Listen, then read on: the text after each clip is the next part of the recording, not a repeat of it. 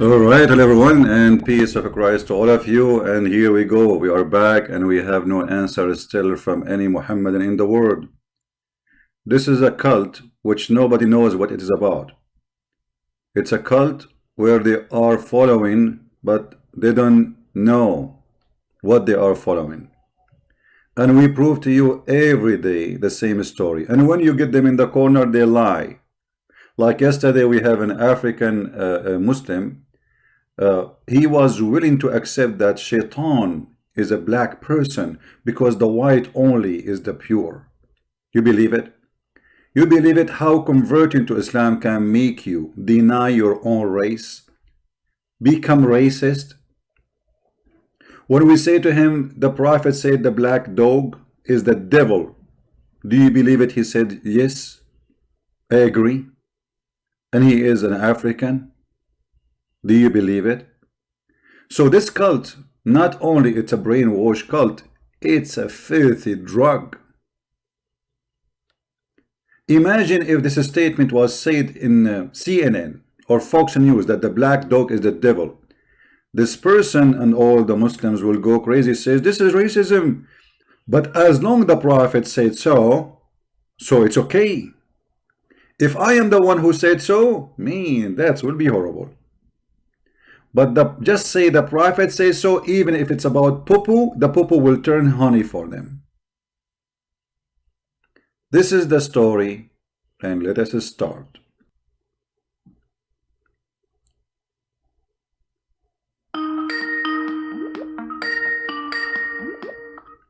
Hello?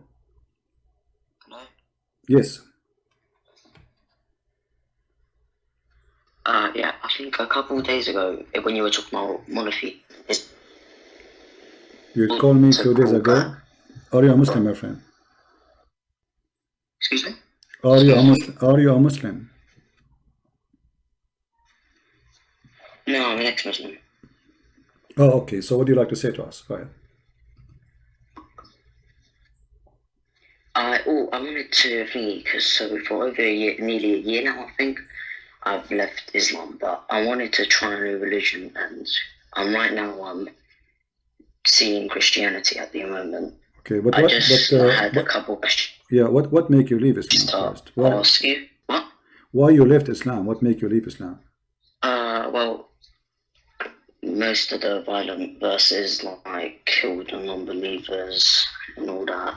So It just really how you disturbed me a lot. okay, how you see Muhammad today? Like, do you see him as a false prophet? Do you agree as a false prophet? Yeah. Okay.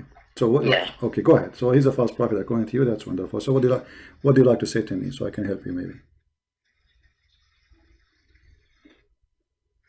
Yeah. All right. First, in the Bible, in the Old Testament, why was there like so much death, so much violence in it? This is the question. This is the question. Okay. Well, you see, we are talking about people who lived what, thousands of years ago, right? We are in the year 2000. Yes. 2000 what, 20? And there's wars everywhere, and killing still exists. Nothing changed. A human being is savage. So when we read the stories in the Old Testament is not only a book about God, it's about a book of history. So history recorded there about things happening to those Jews. The Jews, they went in war, and they were fighting against their enemies. The Jews themselves, they've been enslaved twice, the whole nation. Have you ever heard of such a thing? The whole nation enslaved. So do you see how bad the situation at that time is? Every nation attacked their neighbors, and they enslave all of them if they can. So we are talking about a very, very harsh time where everybody lived by the sword. So if we say to the Jews, okay, Jews, don't hold your sword, hold your candle. When your enemy come to you, fight them with the light of the candle. That would be silly. What do you think? Yeah. Okay, so violence is not the purpose. The violence was happening because a human being is savage, and until now nothing changed. A human being is still savage. So it was like necessary. It's not about necessarily. It is no. It is the man who made it necessarily. It is the evil of man made it necessary. Yeah, that's what I was trying to say. Yeah, but in the case of Muhammad, let us see. You see, there is two kind of violence. There is somebody is fighting to kill, to steal, and there is somebody fighting for other reason. Your reason will defend will give definition who you are. Do you agree with me? Yes. So if somebody you try to get inside your house because he want to rape your wife and you kill the guy, is that making you a murderer?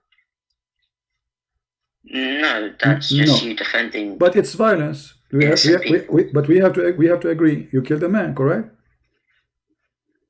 Yeah. Okay. So Self-defense. killing, there's killing and there's a murder. Muhammad is a murderer. He attacked just to Yes, I agree. get the money of the neighbors. You know, even the Quran says in chapter 9, verse number 28, if you fear of a poverty, Allah will enrich you from other sources. What is that sources? Attack the Christians and the Jews to get their money. So the war reason, the outside is like for religion purpose, but Muhammad, he want their money. If you pay me jizya, you will live. Muhammad is a gang leader, is not a prophet.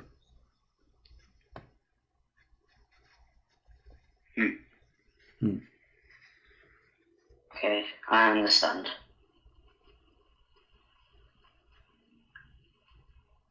Thank you very much. You're welcome.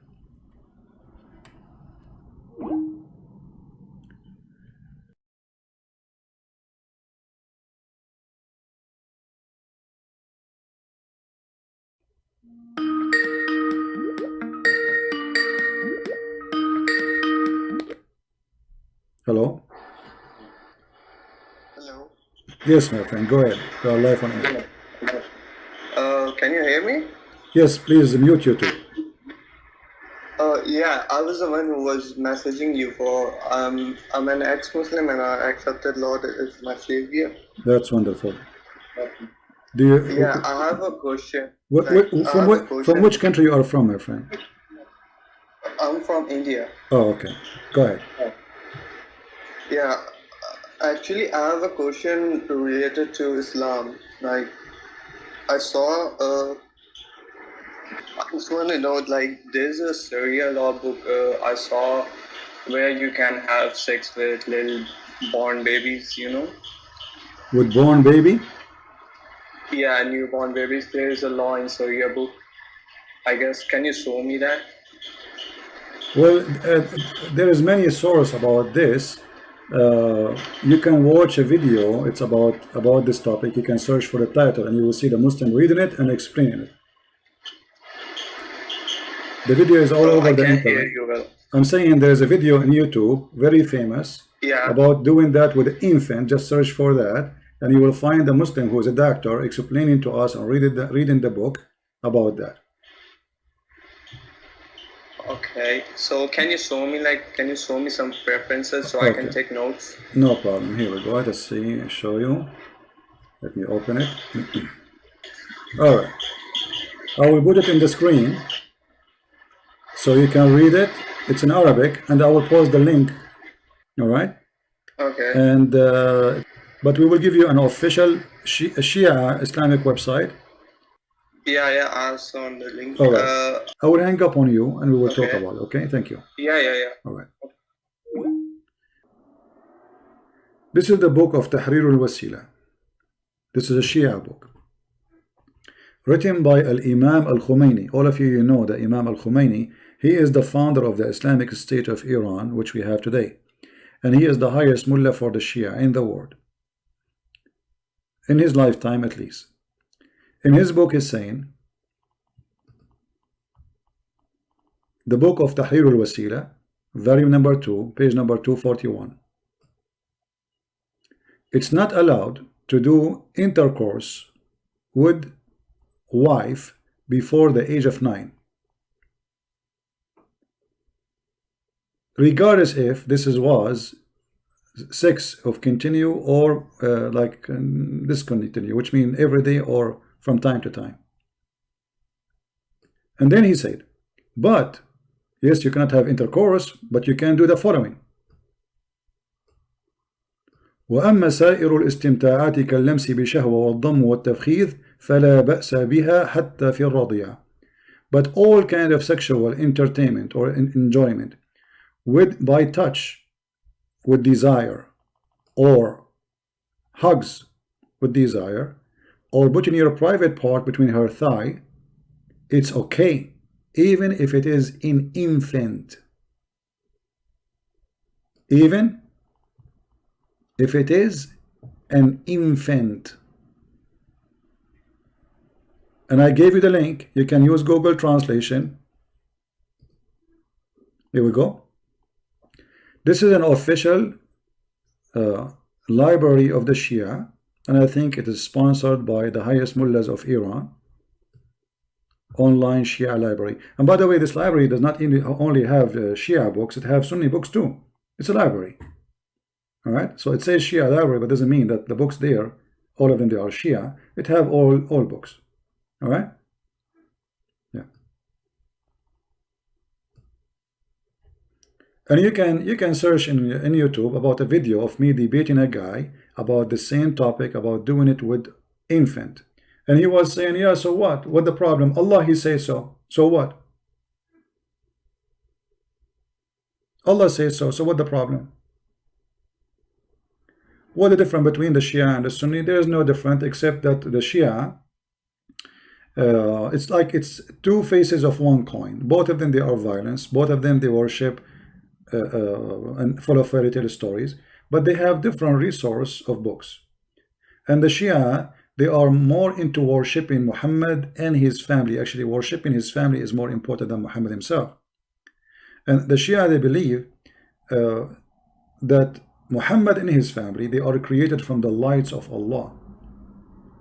They are not, yes, they have a human flesh, but they are light. They are not a human like us. And they used to be stars in the forehead of Allah. And everything is created by their light. However, the Sunni, they have the same thing, the same garbage. Let me find you the hadith of the Sunni to show you it's very similar, but the difference between them is a huge. At the same time, both of them, they worship Muhammad at the end of the day.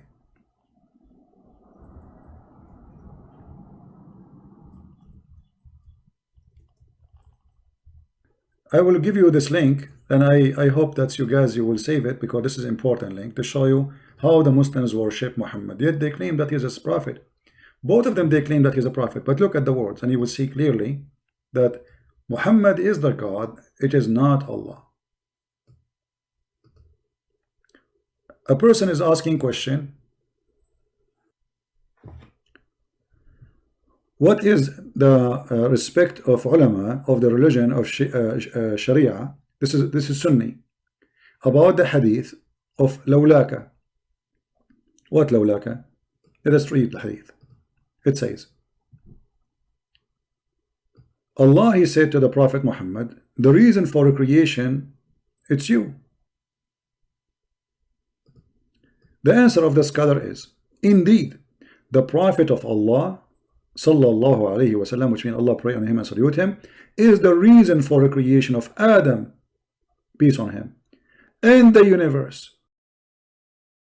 If the Prophet of Allah was not in existence, then the throne of Allah, the arsh, the chair of Allah, the board of Allah, the pen of Allah, the sky of Allah, the earth of Allah, the heaven and the hell of Allah, the trees and the stones, they were not created, they will not exist.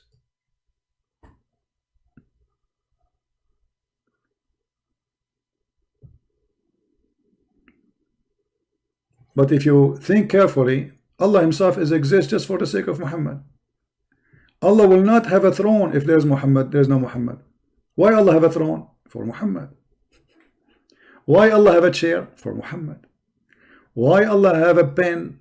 Allah have a pen, by the way, for Muhammad. Why Allah have a tablet? For Muhammad. Why he have a sky? For Muhammad. The earth, Muhammad. Us, me and you, Muhammad.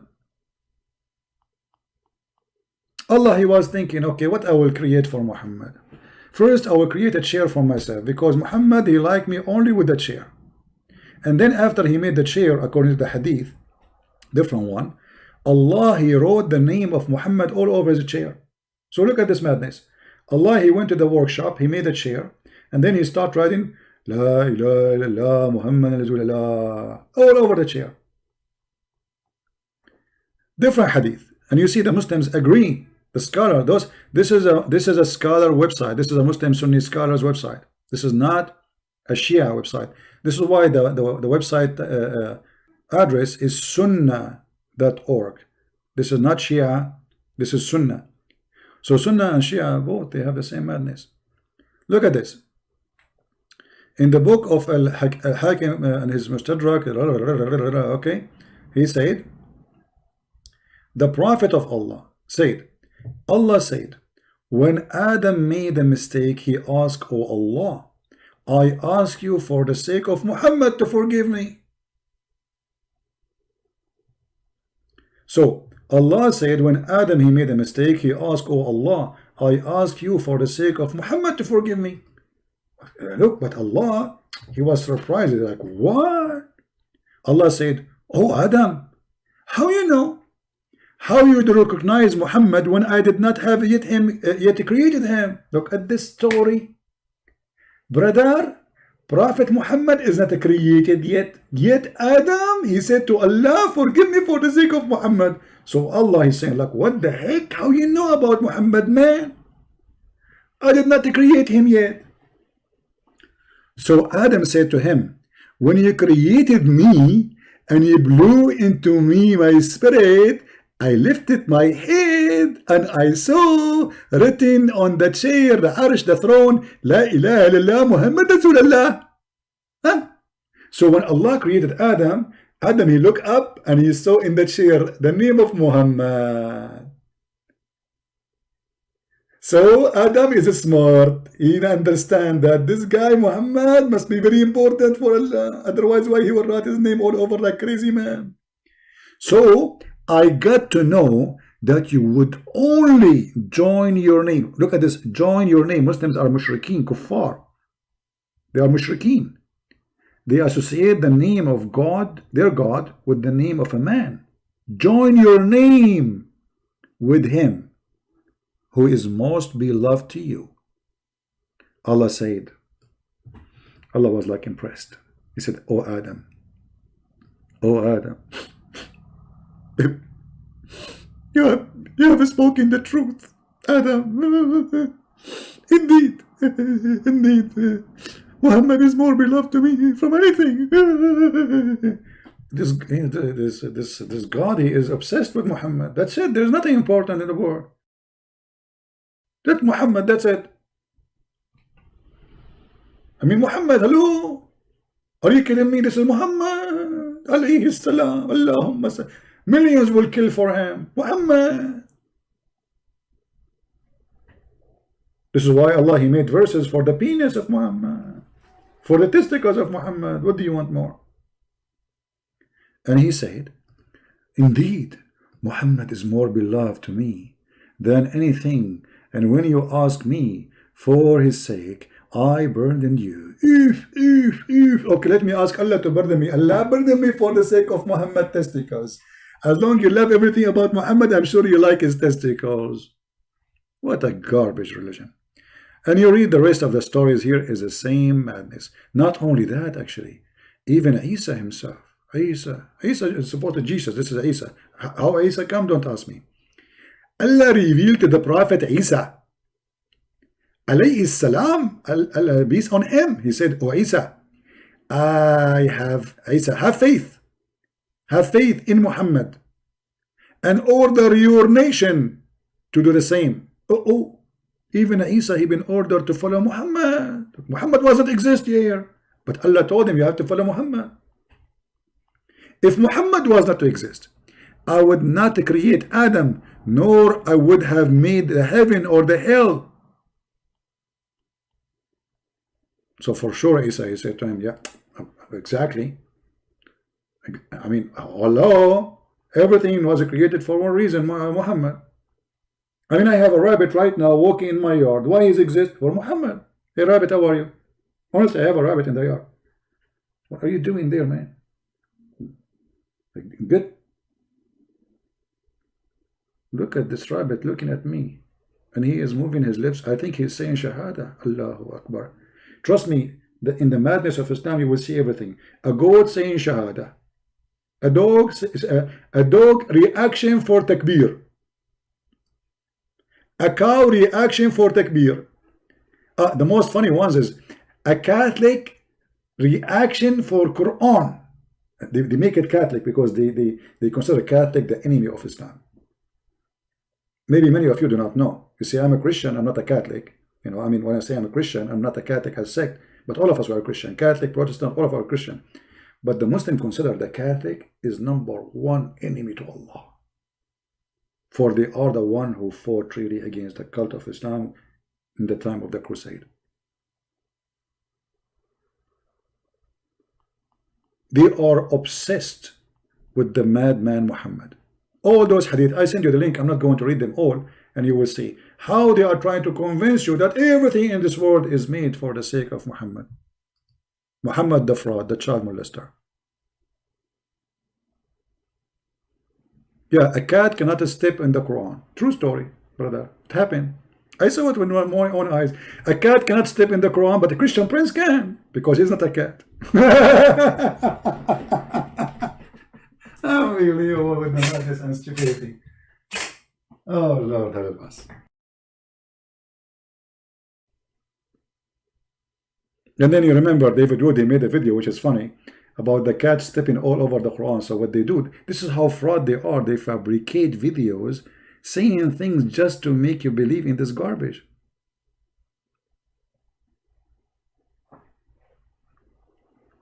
Again, you see, about people who leave Islam, if somebody he call, let us say somebody call and he is not being truthful, regardless who is he, it's not me who can judge. I can examine the person, but I do not know who is calling me. People can be truthful, people can be liars, people, they can be whatever they want. This is their business. This is their business. I don't know who is talking to me. They are not even from my country. None of you, even the Christians, know me. So what are you talking about? People are free to express themselves. However, we appreciate always honest people, and God is watching. The one who lie, he lied to himself. He don't lie to us. The one who tell the truth, he is truthful himself, not to us. Because none of this affect me. I am here to educate the Christians, regardless who is talking, who is calling. This is the benefit of we being here, that we join in a time, and when we leave, we have more than 1,000, like in certain point, 1,400 watching. All those people, they are learning. Who is talking is not important. It's important who and what we are talking about. We're talking about God. We're talking about the truth. We are showing it, proving it. And what we learn is what is important. So I want to say thank you very much for being here. I really appreciate having all of you. We appreciate all those who subscribe and they invite their friends. We appreciate those people who support us in donation too. But remember, please, if you see people who they are around you, in your country, in your neighborhood, poor old people who need help, Corona is affecting them badly. Please don't forget to help those people. They need your help. You can help them by visiting them, not necessarily only by money. So always be Christian, always help those who need help. Always don't be selfish, especially old people, because old people, they are terrified to go out because of this virus. So if you know really someone is old, you don't have a family to take care of him, please, I encourage you to visit them and do anything you can do for those people. Consider that person as your mother or your father, because they are. Jesus says, I was hungry and you feeded me, thirsty and you gave me water, a prisoner and you visited me. So those things you do, what you are doing it to Jesus. Those people are Jesus on earth. When you do your merciful act, you are doing it because simply you are doing it to Christ. And those who love them, the Messiah, he loved them. This is why me, myself, I have a special feeling for the old ones. I respect them a lot. Wherever I see them, I wish I can help anyone who is an old person. And this is the proof of the good God. For God, he softened our heart. You see, me as an Arab, we are tough. We have a lot of ugly culture. Make us very tough people. We have a very ugly behavior sometimes. Yet the Lord, the God, the good God, he softened the heart of a human being. Even the one who have a heart of a rock. When he see an old man and old women, he do help. So what about we follow the Messiah, who is everything about him, is about softening the heart of a man. Love your enemy, not only an old person. So if we cannot practice the love of the Lord in the time which is needed most, we are going to practice it when? When nobody needed it. So please help them, be with them, and be thankful for the Lord for what you do to them. One day will be doing to you. One day you will become old too. All of us, we will become old. Many of us maybe will not be able to walk from the bed to the bathroom. And you think, if you think this will never happen, well, look around you. All those who you see them old, they used to be in your age one day. Love them, help them, support them, and may the Lord bless you all. Christ is Lord. Islam is false. Until then, see you, thank you, and God bless you, and thank you for the support, all of you. Take care. Bye-bye.